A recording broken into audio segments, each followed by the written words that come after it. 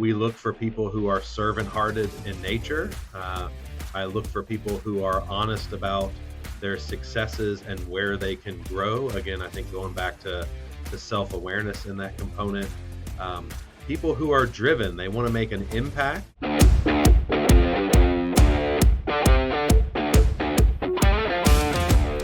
Welcome to the 1% Edge podcast, where we dive into the journeys of extraordinary guests committed to getting 1% better every day. Today's topic, people first, the culture advantage. So many leaders out there are looking to grow their businesses. What are some of the key advantages or tactics, especially in today's economic conditions? And to help us out with that, I'm really excited to have Sean Farrell, CEO of QDS, a former professional baseball player. I keep wanting to make you a basketball player for some reason, but it's a baseball player, a Christian, a husband, and a father to 3 lovely boys. Hey, Sean, welcome to the show. Carlos, thanks for having me on. Certainly excited to dive into people and talk about kind of how people first culture can drive companies to greater success, certainly in these challenging economic times. Excellent. All right, so let's start by, for our audience, let's define, what do you mean by, like a people first culture? What does that mean to you? And then maybe we can dive into some aspects of it. Yeah, I mean, to me, we talk a lot about the whole human, not just the employee. And so do you truly understand what's going on in their life? Do you know about their spouse or their kids? Do they have challenges in their home life? What are their personal goals and passions, and how do those align with how they can help your company be successful? And so believe very much that there is an integrated life, that if there is trouble at home, there is likely that trouble is going to spill over into work, and they're not going to be their most productive selves. So really looking to lean into the whole human, lift them up, develop them, understand, put them in a spot where they can deliver on their passions, which is ultimately going to raise performance and execution at work. And we want to make them, better people, not just better humans. And so I think when someone is thriving, or my favorite word these days is flourishing, we don't want them just to be successful. We want them to live in a flourishing dynamic, both at work and at home. And I believe it pays off in dividends. All right, I'm with you.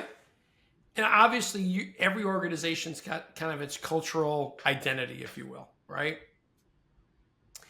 As you're bringing in new employees, what might be some of the questions or things that you try to explore to make sure they're a fit? Not that sometimes they might have all the right skills, but who they are as a person may not be a cultural fit, for the organization. And I mean, and I'm not trying to make this sound bad. Like, you might have a really hard driving, bull in the china cabinet, let's call it sales rep, that you bring in, and they go, hey, they might definitely hit the numbers, but they're going to upset 2/3 of the organization to get there. Yeah, I mean, a couple things I really value, people who are self-aware. So do they give an accurate depiction of their strengths and weaknesses, or are they trying to tell you what you think you want to hear? We look for people who are servant-hearted in nature. I look for people who are honest about their successes and where they can grow. Again, I think going back to self-awareness in that component. People who are driven, they want to make an impact. I think in general, most people want to feel like they belong to something and they want to contribute to something greater than themselves. So do they have the awareness of, I want to help my team be successful, I want to lift up others? Can they share examples of, are they looking out for other people, or are they only looking out for themselves? So especially as we look at leadership roles, tell me a little bit about how you supported teammates. Tell me a little bit how you fought through challenges. We're big believers in transparency here. So I want to see, can you accurately describe your weaknesses? Me as a leader, I have my weaknesses as well. I'm much better at the encouragement side and leaning in and mentoring people. I'm not so great at policy, procedure, and more of the accountability side. So if I can mimic that or lead with that, I'm looking for people that can kind of align with that culturally. And I also think, being a former pro athlete, I like people who can fail and make adjustments versus a lot of the younger generation that hasn't been exposed to sports. They feel like any failure is nearly devastating for them, and it's hard to get them out of that downward spiral. So is this person resilient? Have they been through failures before? Can they watch the game film, so to speak, and make adjustments? So those are, I would say, some of the key attributes when I'm thinking about that whole person and how they would plug into our culture. Is they self-motivated, self-aware, and willing to serve others? And that's what we're looking for. Great points. Uh, One thing you said there, you talked about dealing with failure. How have you been able to kind of pull that out from someone? Because you know how it is, especially when new people are coming in.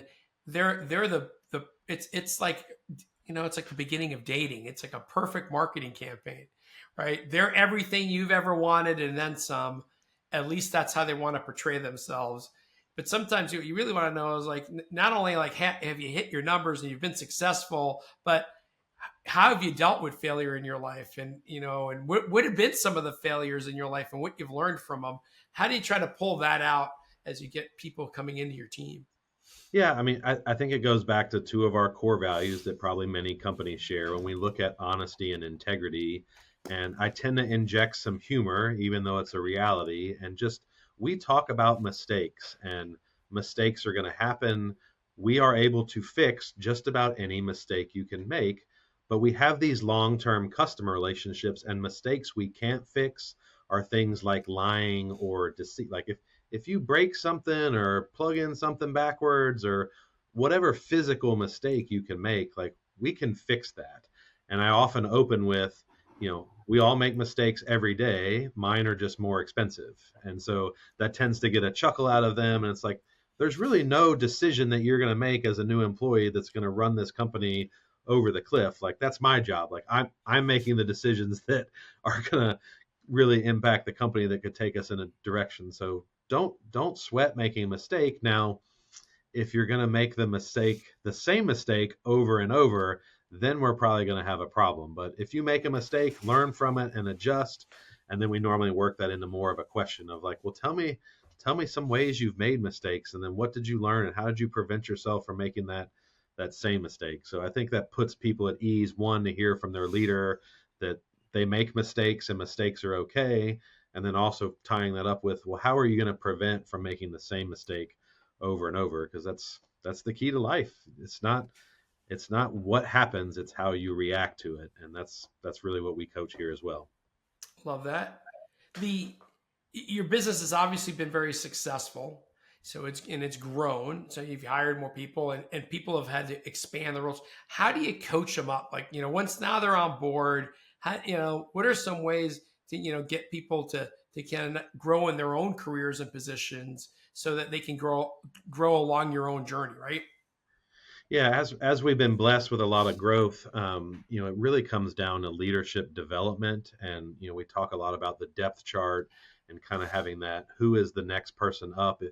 It's hard to promote, and this is something especially for young people. Like, the better you can train your replacement, the more available you are to move up. Because if you're in a key role today and I don't have a good backup for you, or there's not someone to step in your shoes, it makes me a little more hesitant, right, to promote you, because like that's going to cause a big hole in the company. So we've done a couple things. We've run a high potential program and an emerging leaders program. The hypo program is a lot more like one-on-one mentorship, talking through leadership skills, how to have crucial conversations, how to look at financials, how to look at business mindedness, how to lead and love your people. So much more of a one-on-one environment. Our emerging leader program was more of a platform type program. We leveraged a platform called Wild Spark that also went through kind of similar skills around just basic, like how do I do more coaching and less telling what to do. And I think that's the toughest transition for most, is people who often get promoted into leadership were really good individual contributors, right? They're an A So true. player. they're looking for that next step up, and now they have to move from doing to helping others do. And I think that's such a tough transition, especially the first time, that first role that you have to move into coach, and you end up a lot in that, well, it's just easier for me to do it myself than take 2 or 3 times as long to train someone. So getting people accessed to some of those basic skills in small groups with exercise, we have found very effective. One of the downsides to that program is some people in the emerging program weren't in current leadership positions, so they didn't have the opportunity to use those skills. So I would say that was kind of a lesson learned of, I'm still trying to figure out the balance of, you want to give people access to some baseline skills. So if a opportunity arises, they're not starting at square one, but you don't want to over pour skills into them that they have no opportunity to to hone use. and use. And then it kind of just sits on the shelf for a year. And so those are some of the programs we've tried to implement to continue to impact our people. And we feel like anyone that's going to leave their company is typically going to leave because of their direct supervisor. So that's why we want to pour into those leaders and managers to make sure they are loving their people well, they are connected, they understand them as a whole human, not just, hey, how many widgets did you crank out this month, so to speak. One of the things that we talked about when I interviewed you before the podcast is it's a faith-based business. Your faith is part of your business. How has that been a key advantage to you? Because I'm sure other folks want to maybe have that aspect in their business as well, and they might be afraid to do so. Yeah, there is often fear, especially one in today's times, about like, how do I live out faith at work? And I'm in a program called C12, which is a Christian peer CEO group that really gives you a lot of structure, wisdom, and guidance around a table of people that have a biblical perspective. And I think whether people are believers or not, when you think about the Christian value set around love and forgiveness and that all people hold value, I think those are values that are intrinsic that people relate to. Like, is my leadership ethically sound? Like, are we doing the right things? Are we making decisions as a business that have a people first versus just bottom line to say, hey, are we coaching people up? Are we willing to hold on to people through a slight downturn? Or do I have to have fear if sales drop 5% that 10 of my teammates are going to disappear? So I think you really build that trust, but you have to walk it out. And those, being bold in our faith, we do have optional prayer calls. We've implemented chaplaincy, which really allows a safe place for our employees to talk about stress, or maybe they're having issues with their kids, or they're fighting at home, and they may not always want to tell their supervisor, or certainly even me, about those things that are going on. So chaplaincy really allows them to have a confidential place to talk about things that are going on in life that are hard. But I think one of my favorite wins is, we've recently started doing top workplace. We've now won 3 years in a row. The first year Congratulations. we were rated the highest company for the employees think we live the values we ascribe to. And so we have been very bold in our faith, how we walk that faith out. So to me, that is a key part of our culture, is not that you have to be a believer to be here, but that we are true to who we say we are. And I think that builds trust, and people know how we're going to behave. And I have found as we've grown that culture will root out things that don't fit.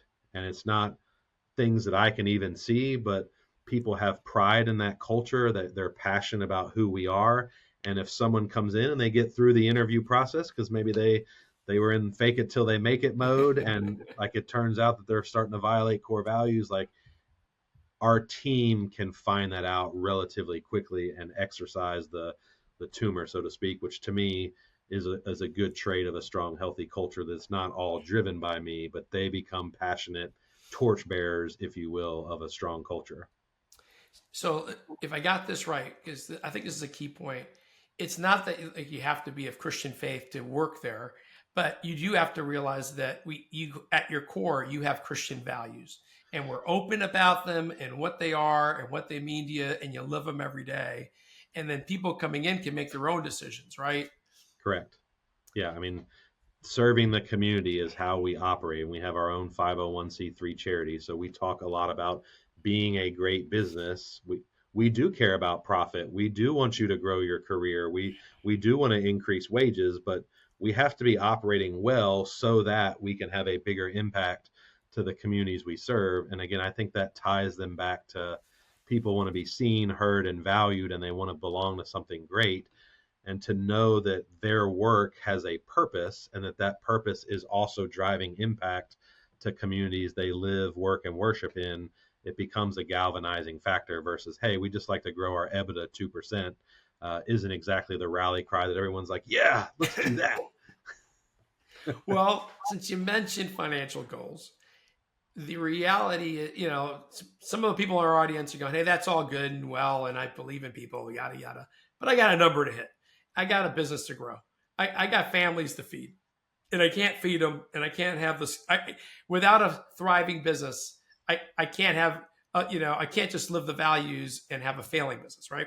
So what advice might you have of how have you, been able to not just have a thriving business, but been able to grow as a business and deliver on those numbers as a business?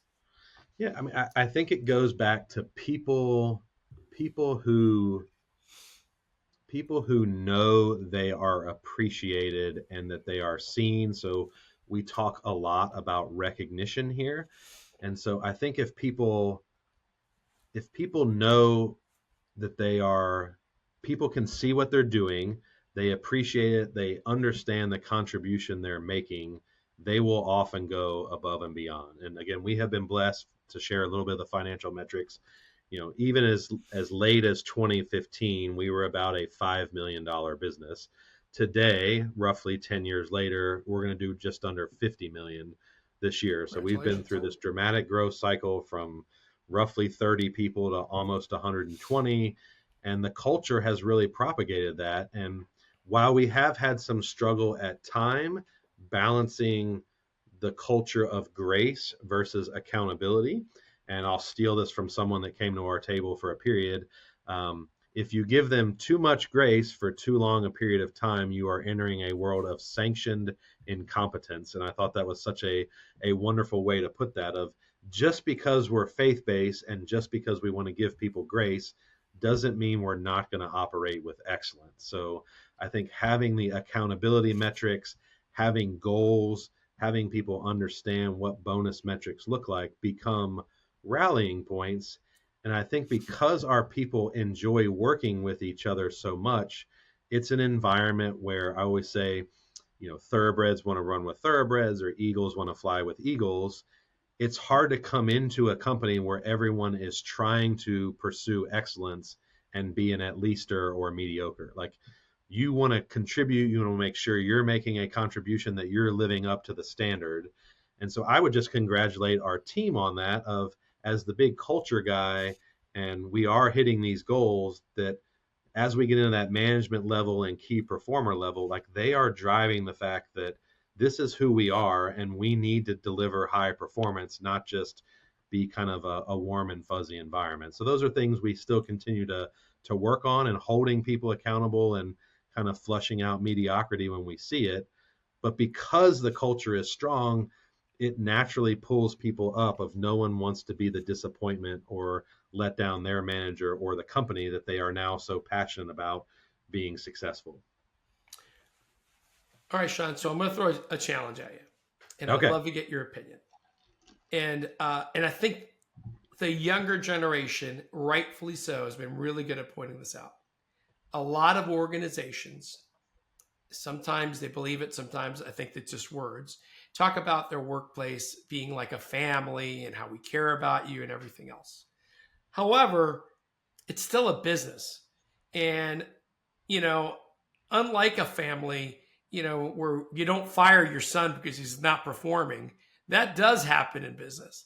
And, it creates this disconnect, because on one hand, we talk about it as far as a family and caring, but then again, there's consequences and accountability if you can't perform. And I mean, you can even think about it in baseball. Hey, I love you as a teammate, but you're barely hitting 120, and You can't even catch the ball. I mean, I love you, but you're not a fit any longer with the team, right? If we're going to get to where we're going, how do you balance those two? Does that make sense? I- I'm working on it. So we have used more of that family, and we use a lot. I even address a lot of my video communication to the whole company as the QDS family. I I understand the drive towards team because of some of those points you've laid out exactly. If you can't fire a family member, I look at it as more of a care for the person. So we've had so many situations that life just happens, and how do we support one another? And that's really what we lean on, is that care for that person next to you, which again, you could translate it to team. I still believe in that family environment. I mean, we've had a bunch of kids that are traumatized. Like, we have a ton of daddy issues here, especially in that younger Gen Z generation, that really breaks my heart when you hear it. So you kind of step into that almost father figure role, helping to mentor these kids.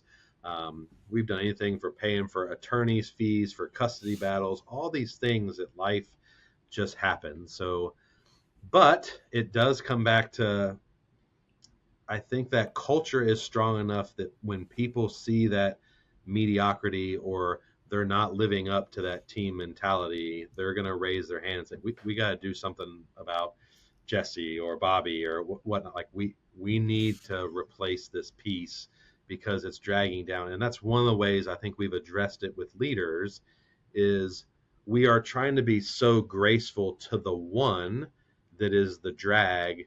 we are often under we are often not understanding the drag on the rest of the team and how that is hurting them. And if that team is 4 people or 8 people, and those people are constantly having to pick up the slack, because they're strong culture, they may not cry out. They're just going to grin and bear it. So that is one of the things we've worked on, is, do you understand the drain of resources on the rest of the team while you're trying to be nice to the person that we're going to treat as a family member? So it is a tough dynamic. I do still like the family vibe. I am trying to use team more often, but ultimately, me, it just comes back to care and caring for them personally, not just at work. And our team is great at doing that. So I really want to make sure we don't give that up. But I do understand the tension, and it does bother me on LinkedIn a lot, of like every HR person, like, it ain't a family. If anybody says it's a family, you run, it's a red flag. And like, it drives me nuts, because it's like, it's not a care for people. And I still think there's value in operating like a family. I'm with you, and some of it's maybe a little bit about definition, right? When I think of family, it also means that as a member, you need to be accountable to the family. So, hey, you're going to try to treat me like family and care about me. That also means I need to treat you in the business like family and care about it. And when it's not working, I need to be flexible enough to either find other opportunities within the organization, or it's just not the right time for me and I got to go find other opportunities somewhere else. And when we're open and honest, because you mentioned transparency early on, about it early on, it's a logical conversation, and it doesn't break that feeling of it, right?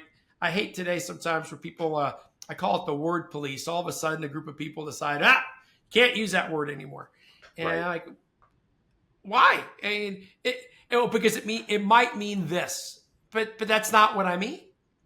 Right. And just like I want to be respectful of someone that may misunderstand it, I also want people to be respectful of me. And let's not throw out the baby with the bathwater sort of thing, because I think having a core values about treating each other like a brother and sister, like you would care enough about it, like grandma, that you would help, even though she, do something, even though she's not capable about doing it sometimes. There's, I think that's all goodness in a business.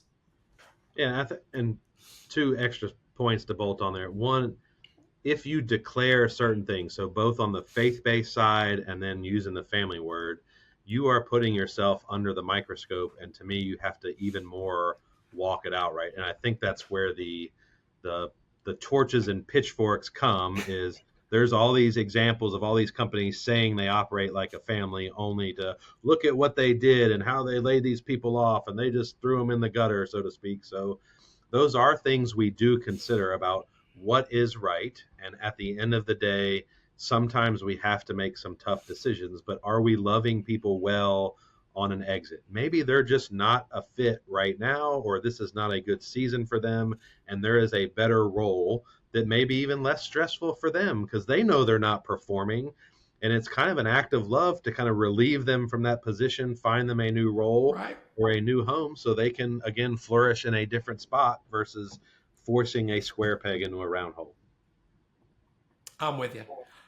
All right, Sean, tell us a little bit about yourself. I mean, and one of the things I'm curious about, you can tell me a little about QDS, but I'm also curious about how the lessons you've learned in being a professional baseball player, are there any lessons there that really have applied to your work life in running a business? Yeah, so just I guess the short version, grew up a baseball player, never thought I would grow into or come into the family business. Really ended up loving sales. I got injured, hurt my shoulder, so my career had to end. And I think as a psychology major, that was a great major for sales, may even be the number one major for sales, is really understanding people, and had some success in sales, really enjoyed it. I'm super competitive, but I think what athletics brings you is that exposure to constant tweaking. I talk a lot around here about having an allergy to complacency. Like, I never think we've made it. I always believe we can do something better. So I apply that both to myself as well as home life of there's always things I can be working on. I have never really arrived. And I think that's a great trait in business. And I think when people get complacent is when competitors pop up and start taking your market share, taking your business. So, I've got to work with my dad for 19 years from 2003 to 2022. And so that was a fun experience. A lot of people, working with family doesn't work out, but we had a very blessed time together. We agreed probably 90% of the time. We did a good transition out. So I feel like we're probably in the minority of being able to work together for that long and not killing each other through a business transition. So it's been a blessed time. I'm loving coaching my boys right now. There's not really any downtime with three boys. I have twin 6-year-olds and a 12-year-old. So it is busy all the time. So I think that's one of the areas I struggle with. And I'll probably pre-answer your 1% question of, I really believe in serving, and I know my wife needs a break, so she spends time with her family or her friends, and I love the coaching aspect. But self-care is an area I struggle with because that is, in my opinion, that's the lowest thing on the totem pole. And so as I'm looking to improve in areas, taking care of myself so my cup is not empty and I can still continue to pour out in mentorship, be intentional with raising my boys right, love my wife well and support her and have a great marriage. So you can't do that from an empty cup. And so those are things. I need to lose some weight. I need to eat better, all of those things. So those are things I'm working on to hopefully gain that 1% edge here day in, day out. Sean, you're not alone. In fact, I'm going to pick on Bobby Bowden, the infamous football coach of Florida State. He always talked about faith, family, and God, and he always joked a little bit, not necessarily in that order. And in my life, it's been about the family and work, right? I contribute to the family by supporting them and working hard. And the part of that three-legged stool that was missing was me. And something I'm starting to realize more and more lately, maybe it's more this year than ever. Maybe it's even this podcast, I'll tell you, because I've talked to so many different people about this. Is if you're not going to be the best husband, you're not going to be the best father, you're not going to be the best CEO if you are not the best you. Yep. Right? If you're out of shape, that reason means you're not as mentally sharp. If you're not mentally sharp, how do you make some of the biggest decisions for your company? And I had someone on the podcast tell me, Carlos, do you think sales is a performance sport? And if you do, how in the world can you think you're at the top of your game if you're not keeping up your performance, right? Your own physical well-being. Yeah, it kind of punched me in the nose. And by the way, this year I hired a trainer. He's kicking my hiney frequently. Yeah. And although I still I am never going to be a gym rat. I hate going to the gym. Every time I leave, I feel better. All right. Carlos is not a gym bro. Got it. I've never been one to get a gym, but I am trying because I like the other side of the coin and what it means in fitness. So you and I can work on that 1% edge together this year. There you go, man. Hey, if people want to know more about you or even about your company, what might be some of the best ways for them to reach out to you? Yeah. So, and we're always looking for good people. And I think we've promoted roughly 30 people from within over the last 3 years. So certainly check out our website at qualitydatasystems.com. And we've got a careers page. But probably the easiest way to find me is on LinkedIn. I'm very vocal on that platform, talk a lot about leadership and living that kind of integrated family and CEO life. So love connecting with people on LinkedIn, do a ton of content on there. So hit me up there. Sean, thank you so much for being on the podcast. I really appreciate your openness and sharing, a lot of key aspects about your business that it's making you successful today. Well, thanks for having me, Carlos. Hopefully there was some impact today, and look forward to serving going here forward. I know there was some great insights in there. All right, folks, this does it for this week's episode. If you found value in our conversation, please comment back, subscribe. We would greatly appreciate it. And until next time, I wish you nothing but the greatest success. Thanks again, Sean. Take care.